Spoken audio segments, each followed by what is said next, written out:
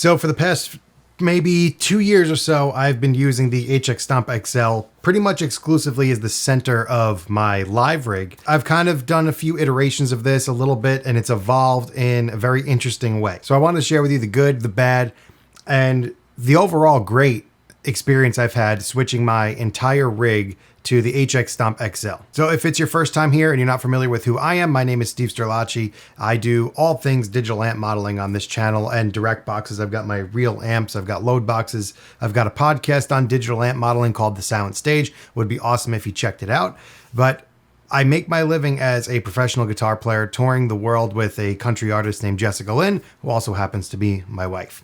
So when it comes to traveling with my digital rig and plugging it into different systems and never quite knowing what it's going to sound like day to day, I really had to spend time and dial this in to where it's going to sound good everywhere and it's always going to be right.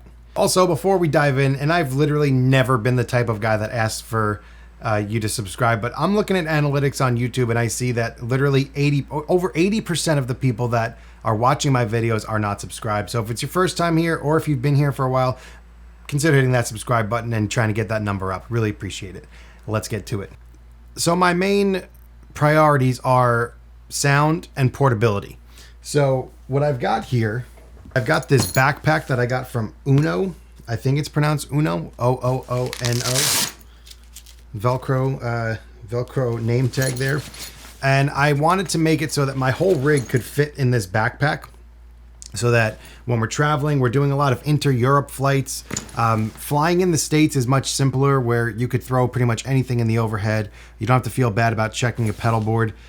With this tour, it was a lot more complicated, where we couldn't buy seats for the guitars.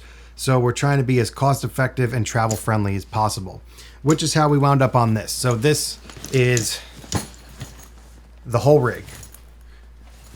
And what I didn't mention before is that I'm actually running 2 electric guitar rigs through the same thing.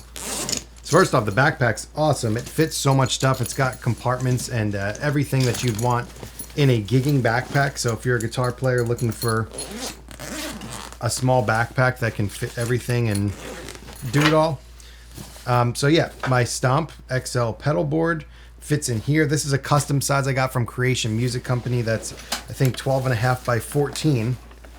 So this is, I want to kind of walk you through exactly what I do when I show up to a show. So first I unload the backpack. So I've got my cable, my power cable is hardwired into the Chox Crux power supply in the back.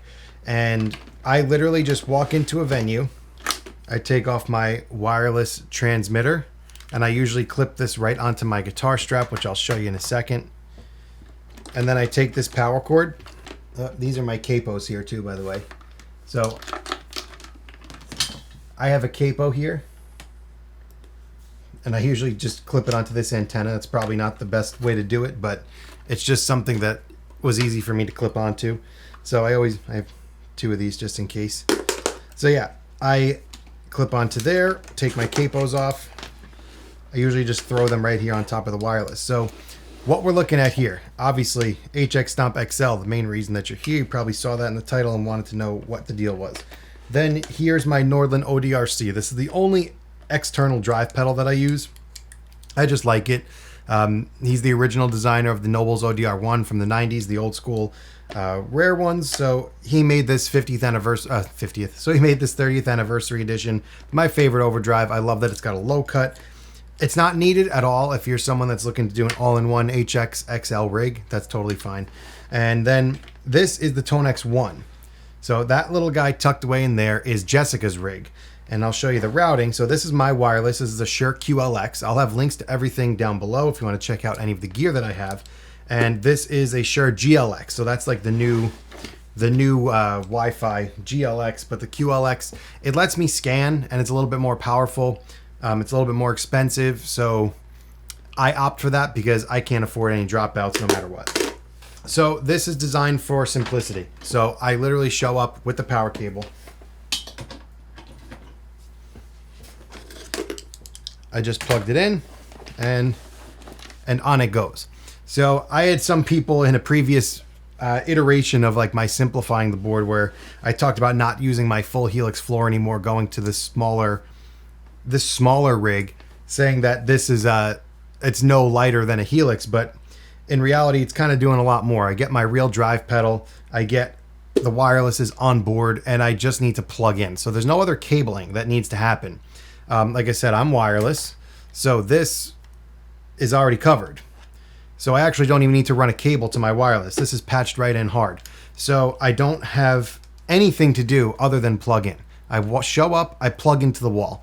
And that's how I designed this. So when I walk in, there's nothing for me to do. I don't have to worry about finding cables, running cables. I don't have to coil cables at the end of the night. I just unplug out of the wall, wrap it up, put it on top, and just undo it the way that you saw me do it before. So on the back here,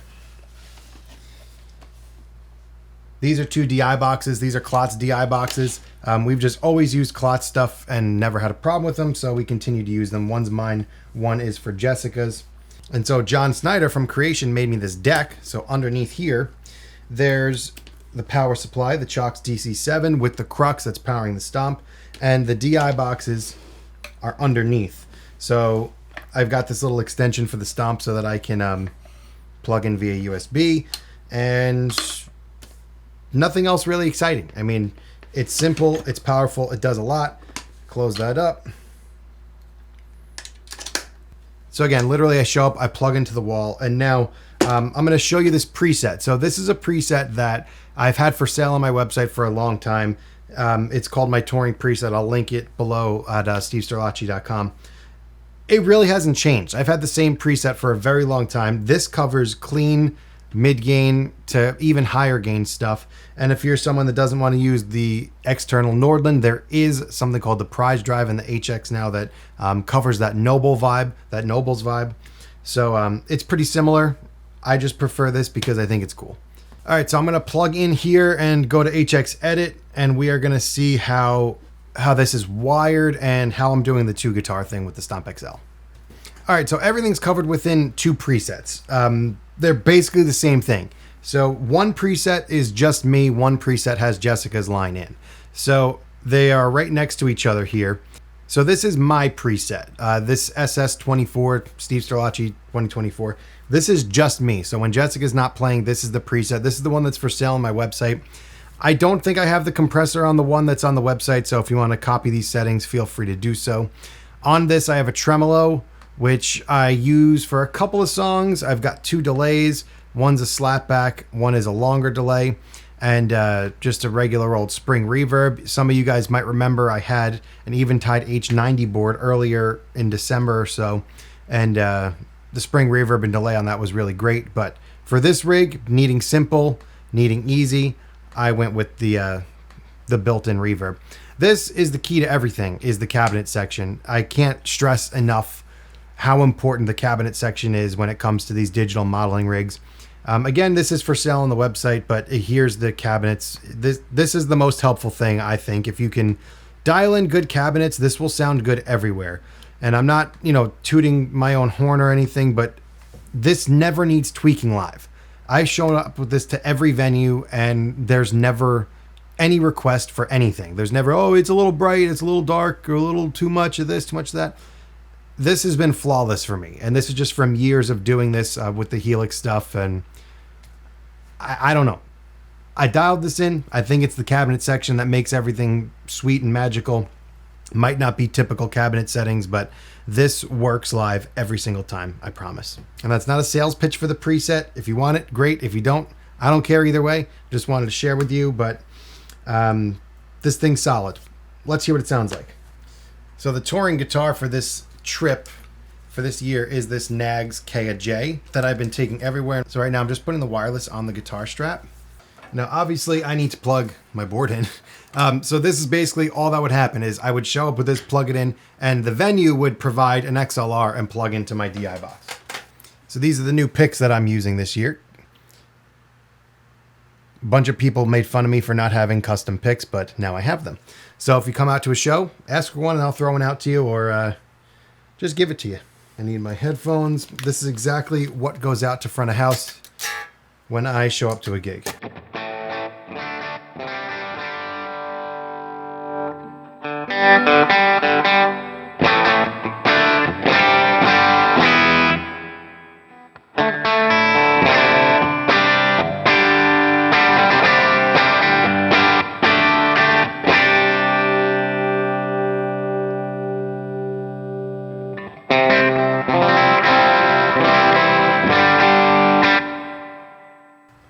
So you might think that that's a little dirty and a little bit crunchy. Realistically, in the context of a band, that will always read as a clean sound. It's just the way it is. I don't make the audio rules. And the compressor here is kind of always on. With the P90s, I feel like I want the compressor on all the time, but here's a sound without it.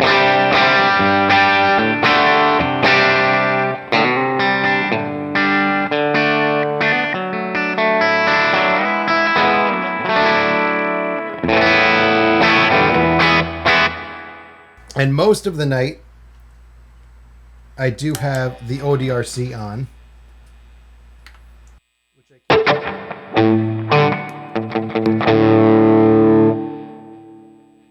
Which I keep as like a little bit of a mild overdrive, and I have a good amount of low cut. So this is kind of my main sound throughout the night.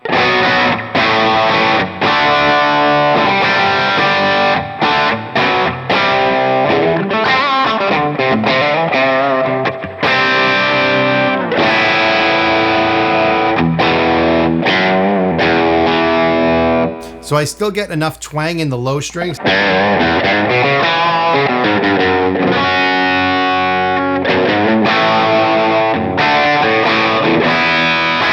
I still get the clarity up top. Without being muddy or without being hard.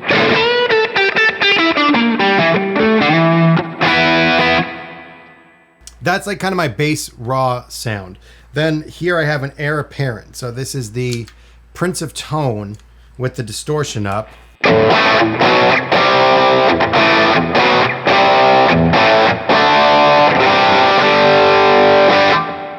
And this is kind of where I get my dirty sound from. So I don't use another amp for my dirty sound.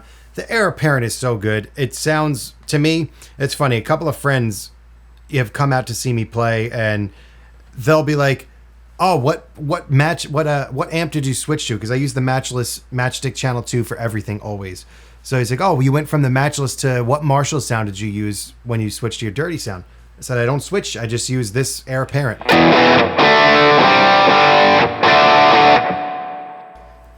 It's just how it is. And then I have my other goodies. So on this, I have the tremolo and the 2 delays. So I'll use an ambient sound where I have all 3 of these on.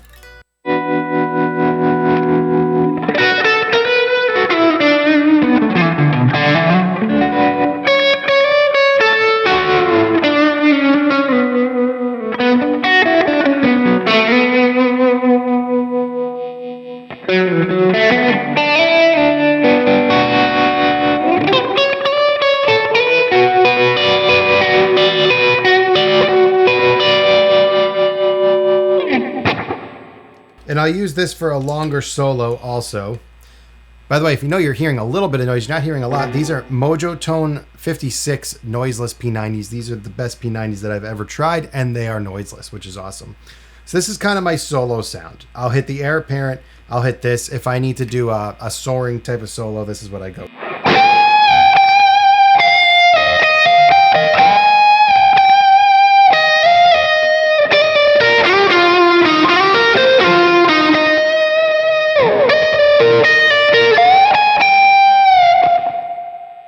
So you hear the delays are there. The mod chorus echo here, that's the little bit of a longer one. It's audible, but not a ton.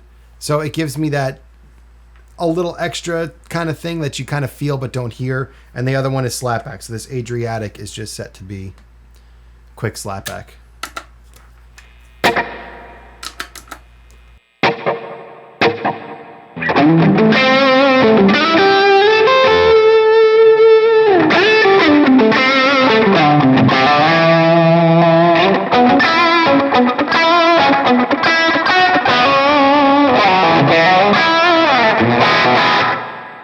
And then I have my solo button.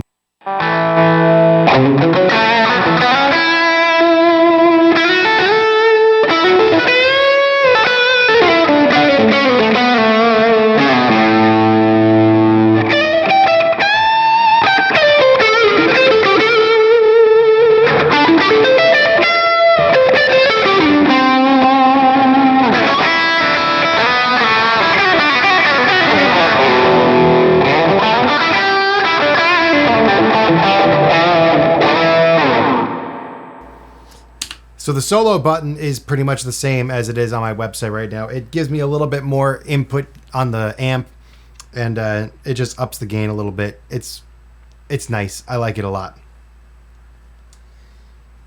So now that is my sound. Let's now go over to the second guitar rig, which is Jessica's. And now to do this, I usually do it this way. So on my floorboard, I go to mode, which takes me into foot switch mode. And I'll go right here to SS24 dual. And now this is my dual preset. So now this foot switch is my solo. This foot switch becomes Jessica's solo. All I have on here is my slapback, and the rest is identical, exactly the same. So in this preset, on my end, everything's the same as you saw it. But now this is Jessica. So I have the TONEX 1 going into this return and then into a slapback analog echo. That's giving her a little bit of love for her solos. And this is going out of the send.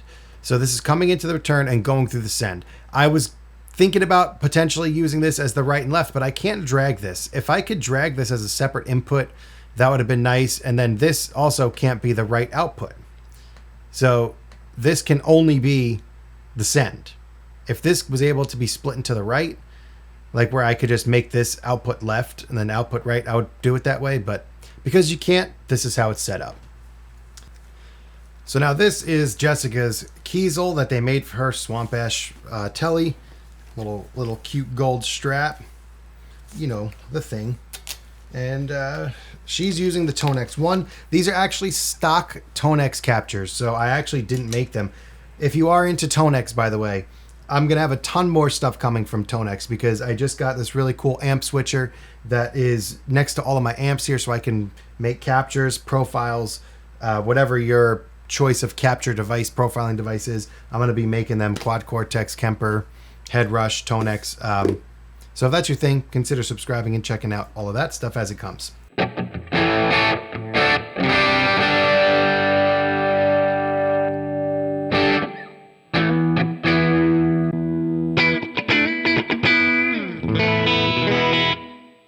So Jess's rig is real simple. She just uses a dirty sound, a clean sound, and a solo. So this is the clean sound that she kind of does some funky rhythm guitar.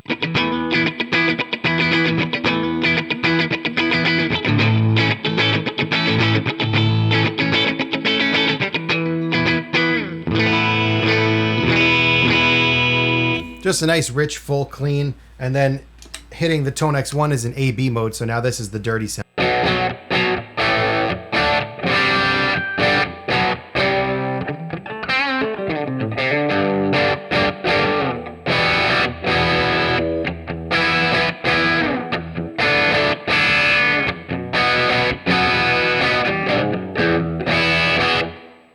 And then I have her solo button.